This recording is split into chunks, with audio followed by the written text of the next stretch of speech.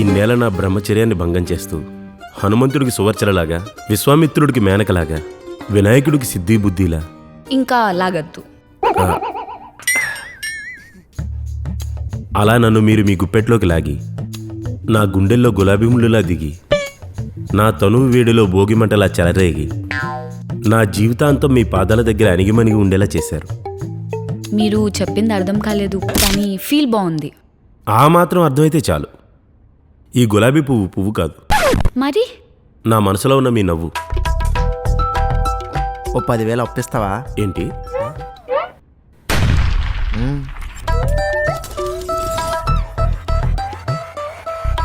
రేయ్ రేయ్ నిన్నేరా, ఓ 10,000 అప్పిస్తావా? ఎక్కడన్నా శృతి? అందరూ అప్పుడే వెళ్ళిపోయారా? ఏం మాట్లాడుతున్నావురా? ఓ కళ. చి నీచుడా, బంగారం లాంటి కలపాడు చేసావు కదరా.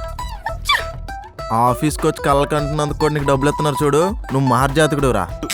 అప్పటికి జేసీ కళ్ళు తెరిచుంటే డౌట్ వచ్చిందిరా, కానీ కళ బాగుందని కంటిన్యూ చేశాను. ఆ కళ నిజమైతే ఎంత బాగుండు. నువ్వేంట్రా సెలూన్కి వెళ్ళి వస్తే ఎవడైనా బొచ్చు తగ్గించుకొని వస్తాడు, బొచ్చు పీకేసిన కోళ్ళ తయారొచ్చావేంటి? నేను పాయింట్ 1లో ట్రిమ్ చేయమన్నాను రా, ఆడే నీకున్నది 4 గంటలే కదా అని మొత్తం తీసేశాడు. మొత్తానికి గొప్ప పనవంతుడి దగ్గరికి వెళ్ళావన్నమాట. ఏదైతే అది అయింది, కానీ నేను చూస్తుంటే మనం 10వ తరగతిలో చేసిన చిలిప్పాలు గుర్తొస్తున్నారా? మరే స్కూల్ డేస్ చాలా బాగుండేవిరా, కాలేజ్ డేస్ కూడా పర్లేదనుకో. మనం కాలేజీలో ఉన్నప్పుడు క్లాసులు ఎక్కడ ఏడ్చామరా? అయితే గ్రౌండ్లో, లేదంటే విజయచిత్ర సినిమా థియేటర్లో, ఉమెన్స్ కాలేజీ దగ్గర, మరీ బోర్ కొట్టేసిందంటే బస్ స్టాండ్లో. అవునరా, ఆ బస్ స్టాండ్ చాలా కలర్ఫుల్గా ఉండేది. ఎంతైనా ఉమెన్స్ కాలేజేరా. కానీ ఇప్పుడు కొన్ని ఉమెన్స్ కాలేజీలు అంత అందంగా లేవురా. పాపం అమ్మాయిలు చాలా ఇబ్బంది పడుతున్నారు. ఈ ప్రైవేట్ కాలేజీలు లక్షల ఫీజులు తీసుకోవడం, అమ్మాయిలు తీసుకెళ్లి గాలి వెళ్తురు లేని ప్లేస్లో పడేసి చదువు వాళ్ళని రుద్దడం, ఫుడ్ సరిగ్గా లేక వాళ్ళ ఆరోగ్యాలు పాడవుతున్నారా. కొందరైతే ఆత్మహత్యలు చేసుకోవడానికి కూడా వెనకాడట్లేదు. అవును మామ, ఈ మధ్యన మా బాబాయ్ వాళ్ళ చిన్న కూతురుకు కూడా ఇలానే జరిగింది. ఆ అమ్మాయిని వేరే కాలేజీలో జాయిన్ చేశారనుకో. అయినా పేరెంట్స్కి బుద్ధి ఉండాలిరా. కాలేజీకి వచ్చిన ర్యాంకులను చూసి వాళ్ళని తీసుకెళ్ళి అందులో పడేయడమేనా? వాళ్ళని ఎలాంటి ప్లేసుల్లో ఉంచుతున్నారు, వాళ్ళకి ఎలాంటి ఫుడ్ పెడుతున్నారు, ఇలాంటివేం కొనుక్కోక్కర్లేదా? వాళ్ళు మాత్రం ఏం చేస్తారులే మామ, మా కూతురు అక్కడ అన్ని ఫెసిలిటీస్తో బాగానే ఉంది, బాగా చదువుతుంది అనుకుంటారు, కానీ లోపల ఏం జరుగుతుందో వాళ్ళకి తెలియదు కదా. అమ్మాయిలకి ఎక్కడా భద్రత ఉండట్లేదురా. కనీసం చదువుకున్న ప్లేస్లో కూడా ఉండకపోతే ఎలారా? సర్లే, ఇలాంటివి మనం అనుకున్నంత మాత్రం మారుతాయా? మారాలరా. చదువుకునే రోజుల్లో వాళ్ళ మీద భారం పెంచే కాలేజీల కంటే భవిష్యత్తు మీద భరోసా ఇచ్చే కాలేజీలో చేర్పించాలి. అమ్మా నాన్నలకి ఈ విషయం అర్థం కావాలరా. నా కూతురునైతే ఇలాంటి కాలేజీలో జాయిన్ చేయను రోయ్. ఓహో, నీ కూతురని ఫిక్స్ అయిపోయావా? మరి శృతి లాంటి కళ్ళు, నాలాంటి తెలివితేటలు వచ్చినాయనుకో ఏలేస్తుంది. ఏమైనా తేడా వచ్చిందనుకో శృతిని నా ఆఫీస్ నుంచి వెళ్ళేస్తుంది. నిన్ను కొట్టాలన్నా చిన్నపిల్లడని ఫీలింగ్ వస్తుందిరా. కుర్ర కుంక. వెళ్ళి రైస్ పెట్టి మెక్కుదాం. సరే మామ.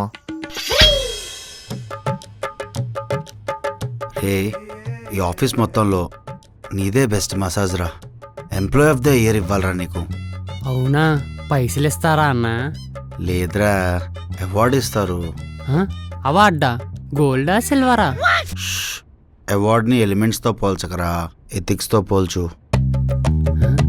నాకు ప్లాస్టిక్ తెలుసు, పాలిటిక్స్ తెలుసు, ఈ ఎథిక్స్ ఏందనా?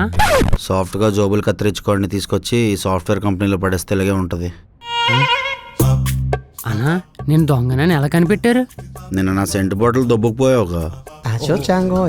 నువ్వు కళ్ళు మూసుకుని ఉన్నావు కదనా? ముక్కు మూసుకోలేదు కదరా.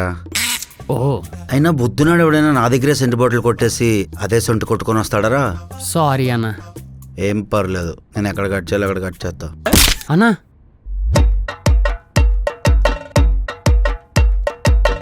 ఎవడరాడు పనికి మాలిన సెంటు కొట్టుకొని వచ్చాడు, ముక్కు పగిలిపోతుంది. చేసే. ఓ మీరా, సారీ చెప్పండి. ఏం చేస్తున్నావు? యాజ్ యూజువల్ ఆలోచిస్తున్నావు. ఇది నా కార్పొరేట్ ఆఫీసే, నీ మసాజ్ పార్లరో నాకు అర్థం కావట్లేదు. ఎంప్లాయీస్ చేత ఏం చేయిస్తున్నావు? ఆఫీస్లో పనిచేసే వాళ్ళు 10 మంది అయితే ఆడుకు దొబ్బే వాళ్ళు 20 మంది. ఏదో ఒక పని చేయించుకోవాలి కదా, అందుకే. అలా నీ పనులు చేయించుకుంటావా? శాలరీ ఊరికే ఇవ్వకూడదు కదా, ఏదో ఒక పని చేయించుకోవాలి. అలానే ఏదో ఒక పని ఇస్తున్నాను, కావాలంటే చెప్పండి, మీకు మసాజ్ సెట్ చేస్తా. వాళ్ళు పని చేయకపోతే చేయించుకునే బాధ్యత నీది. ఇది మరీ బాగుంది, చనువిచ్చేది మీరు, సావగొట్టేది నన్ను. బ్యాడ్ నేమ్ నాకు, గుడ్ నేమ్ మీకా? ఇనఫ్. నేను ముంబై వెళ్తున్నాను. ఈ మంత్ ఆఫీస్లో నా ఎంప్లాయీస్ అందరి వర్క్ రిపోర్ట్ ఫిల్ అయి ఉండాలి. లేదంటే నీ జాతకం మారిపోద్ది. అర్థమైందా? అడుగు దొబ్బేదాలు సాగు కొట్టేది నన్ను. ఏట్రా నాకు ఇది? నువ్వు మసాజ్ చేయి. I missing my home town రా జేడి. ఏంటో సడన్ గా ఊరి మీద అంత ప్రేమ మందు బ్రాండ్లు మారిపోయాయి మావా. ఏంటి? అవును మావా, మళ్ళీ ఒరిజినల్ బ్రాండ్స్తో మన వైన్ షాపులు కలకలలాడిపోతున్నాయి. నిజమా? నిజం మావా, మ్యాన్స్ నోస్ మీద ఒట్టు. ఆహా, ఎంత చల్లని మాట చెప్పావురా సాయిరామ్. సోనీ గారు, సోనీ గారు, మ్మ్. ఏంటి? నాకు 4 రోజులు లీవ్ కావాలండి. నాకు కూడా. ముందు అడిగింది నేను. మందు ఇప్పిస్తా అంది నేను. ఇద్దరికి కలిపి 4 రోజులు లీవ్ కావాలండి. ఎందుకు ఇద్దరికి ఒకటేసారి? మా పెరట్లో గేదె నిందండి. వాట్? దానికి నువ్వేం చేస్తావు? మన ఇంట్లో ఆడపిల్ల బిడ్డని కంటే చూడడానికి వెళ్ళొద్దండి. మరి నీకెందుకు లీవ్ కావాలి? వాళ్ళ పెరట్లో గేదె అనడం కారణం మా దొనపోతే. మనం వియంకులం అయితే. ఎస్, బాగా క్యాచ్ చేసావురా. నీ ట్రైనింగే. దున్నపోతుల్లా ఉన్నారు. సిగ్గులేదా ఇలాంటి రీజన్స్ చెప్పడానికి? మరి మందు తాగి 4 రోజులు పడిపోతామంటే మీరు లీవ్ ఇస్తారా? అక్షయం చూసుకొని మీరు బాగా రెచ్చిపోతున్నారు. లీవ్ ఇచ్చే సమస్య లేదు. నేను అర్జెంట్గా అక్షయ్తో మాట్లాడాలి. లేడు. ఎప్పుడొస్తాడు? రాడు. ఎలా మాట్లాడాలి? మాట్లాడొద్దు. ఈ మంత్ అక్షయ్ ఉండడు. అఘోరాల దగ్గరికి వెళ్ళాడా? అంతరిక్షానికి వెళ్ళాడు. నీకు అవసరమా? నీకు లీవ్ కావాలంటే నీ ట్రైనింగ్ పీరియడ్ కంప్లీట్ చేయి, అప్పుడు ఆలోచిద్దాం. ఏంటి కంప్లీట్ చేసేది? లెక్చరర్ చెప్పాల్సిన సబ్జెక్ట్ ని సగం సబ్జెక్ట్ తెలిసిన జూనియర్ లెక్చరర్ చేత చెప్పిస్తున్నట్టుంది ఈ క్లాస్ చెప్తుంటే. ఏంది బ్రో అంత మాట అన్నావు? మరి నువ్వు ఆగరా. ఏదైనా ఎక్స్పీరియన్స్డ్ టాలెంట్ ఉన్న పర్సన్ వచ్చి చెప్తే కొంచెం బాగుంటుంది కదా. నన్ను చెప్పమంటావా? మీరు చెప్తే ఉన్నది కూడా పోద్ది. అంటే మీరంటే నాకు భయం కదా. శృతి లాంటి టాలెంటెడ్ వెల్ ఎక్స్పీరియన్స్డ్ పర్సన్ అయితే బాగుంటుందని నా ఉద్దేశం. అవునా? సుప్రియా,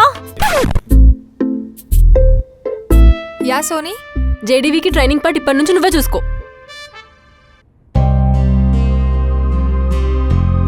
శృతి గారు పొద్దునుంచి అసలు పలకరించలేదు, పైగా చిరాగ్గా కూడా ఉన్నారు. ఏమైనా డేట్ టైమా? నన్ను డేట్కి టైం అడుగుతున్నాడు. డేట్కి అడిగాడా? కొంచెం పరిచయం అయినంత మాత్రాన డేట్కి అడిగేస్తారా? ఫ్రెండ్లీగా మాట్లాడితే ప్రపోజ్ చేసేస్తారా? ఇంకా మనం ప్రపోజ్ చేసాం కాదు. ఏంటి? చిచ్చి, అసలు అంత ఇమ్మెచ్యూర్గా ఎలా బిహేవ్ చేస్తారండి? కొంచెం పరిచయం అయినంత మాత్రం ప్రపోజ్ చేసేస్తారా? అదే కదా ఈడియట్. ఎవడాడు? స్టూపిడ్. ఎవడాడు? కొంచెం కూడా బుద్ధి లేదా? ఏమండి మీరు నన్ను తిడుతున్నట్టుంది. నో మిమ్మల్ని కాదు, వాడిని. ఎవడాడు?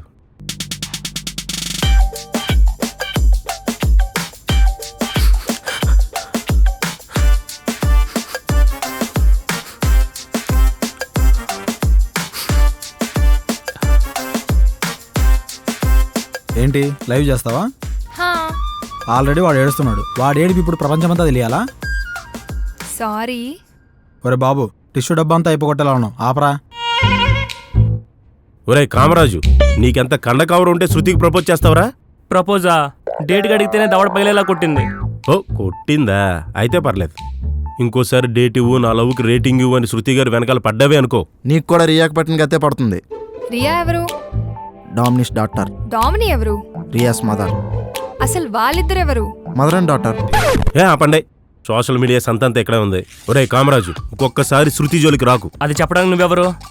తోటి ఉద్యోగిని, ఆడవాళ్ళకి అండగా నిలిచే స్నేహితుణ్ణి. ఇప్పుడు నేనేం చెప్పు? అవునరా, నేను కూడా ఇష్టపడుతున్నాను. అనవసరంగా మధ్యలోకి రాకు. అంటే 1,00,000 రూపాయలు శాలరీ నీకే, నేను ప్రేమించిన అమ్మాయి కూడా నీకే. రేపు నేను ట్రై చేస్తున్న టీఎల్ పొజిషన్కి ఎసరు పెట్టేలా ఉన్నావే. అది నా లిస్టులో లేదురా. ఇప్పుడు నువ్వు చెప్పావు కదా, రాసుకుంటాను. నువ్వు శృతి ఎలా కలుస్తారో నేను కూడా చూస్తా. చూడు, మన ఛానల్లోనే వస్తుంది. అయినా నీకు ముందే చెప్పాను కదరా ఒకటి పడే ఆడొద్దని. నా ఇష్టం, నేను ఏడుస్తా. ఏడ్చేవాడికి నీకెందుకురా లవ్వు? జేసీ గారు, ఈ పద్ధతి ఏం బాగోలేదండి. వీడి పద్ధతి కూడా ఏం బాలేదండి. ఏం చేశాడు? మసాజ్ చేస్తా అని చెప్పి నా మెడలో చేను చేతుకుని ఉంగరాలను దొబ్బుకుపోయాడు. ఏరా, లేదన్నా. అబద్ధం చెప్తున్నాడండి. నీ గర్ల్ ఫ్రెండ్ మీద ఒట్టేసి చెప్పు. తీసానన్నా, ఇచ్చేస్తాను. అయినా వెంటనే తెలిసిపోయినా ఎవడని దొంగతనం చేస్తాడేంట్రా? నువ్వేం దొంగవరా? ఇంకోసారి చేయలేండి. నువ్వు వెళ్ళు. అమ్మయ్యా, బతికిపోయాను. అది కాదండి, వాడు దొంగ అని తెలిసి కూడా జాయిన్ చేశారా? పని దొరికితే దొంగతనం మానేస్తాడు అనుకున్నాను. మానేలేదు కదా. మానేస్తాడులేండి. అయినా ఈ కాలంలో దొంగలు ఎక్కువైపోయారు. డైరెక్ట్గా జీతం నుంచి కొట్టేస్తున్నారు. శాలరీ లేపేయడం అంటే? నా జీతంలో 15,000 కట్ అయింది. అవంటే పీటీ పిఎఫ్ టీడీఎస్ అని వగేరా వగేరా చాలా కట్టింగ్లు ఉంటాయి. మీ వగేరాలన్నీ మడత పెట్టి మీ మడత మంచం కింద పెట్టుకోండి. మడత మంచమా? అయినా లేడీస్కి ఫ్రీ అన్న దగ్గర నుంచి నేను ఆర్టీసీలో ఎక్కట్లేదు, మధ్యలో ఈ సిటీసీలు ఏంటండి? నాకు 1,00,000 అన్నారు, ఆ 1,00,000 నాకు చేతిలోకి రావాల్సిందే. అలా రాదండి. రాకపోతే రేపటి నుండి నేను రానండి. జేడీవి గారు 15,000కి ఏంటండి మీరు? 15,000 అంటే మీకు అంత లోకువైపోయిందా? డిగ్రీలు ఎంబీఏలు చేసిన వాళ్ళు ఉద్యోగాలు రాక కాల్ సెంటర్లో గంటల కొద్దీ గొంతింటిపేలా మాట్లాడేది ఆ 15,000 కోసమే. రోడ్ల మీద పండ్లు కూరగాయలు అమ్ముకునే వయసు అయిపోయిన ముసలోళ్ళు ఆ 15,000 వస్తే నెలంతా పండగ చేసుకుంటారు. అంతెందుకండి, మా పొలంలో పొద్దునుంచి సాయంత్రం వరకు కలుపు తీసే కూలీలకు మేము ఇచ్చేది 500, అంటే నెలకి 15,000. ఇంకేమైనా చెప్పమంటారా? వద్దు, నాకు అర్థమైంది. ఏం అర్థమైంది? ఆవదంకాన జిడ్డని. నేను అక్షయ్తో మాట్లాడతాను, మీరు వెళ్ళి పని చేసుకోండి. ఇప్పుడే మాట్లాడండి. I want my money right now. JDV గారు ఏంటండి ఈ గోలా? నా 15,000 అండి. నా అప్పులో 1% తగ్గిపోద్ది. జేడీవి గారు, నేను అక్షయ్తో మాట్లాడి వెంటనే కొడతా అండి. లేట్ అవుతుందంటే నా అకౌంట్ నుండి పంపిస్తాను, సరేనా? సరే, మీ మీద మర్యాదతో వెళ్ళిపోతున్నాను. ఓ, ఇప్పటిదాకా మర్యాదతో మాట్లాడారా? నేను ఎప్పుడు ఇంత మర్యాదగా మాట్లాడలేదండి. అదే మా ఊర్లో ఉండుంటేనా? వద్దులేండి, నా లైఫ్లో మీ ఊరి దాకా రాను. కొంచెం వాడితో మాట్లాడిన ఉంగరాలు ఇప్పిస్తే. నా 15,000 పడగానే మేము ఉంగరాల సంగతి చూద్దాం. మీరు పదండి శృతి గారు, సుప్రియ గారు. మాట్లాడితే శృతి అని వచ్చేస్తుంది ఏంటో.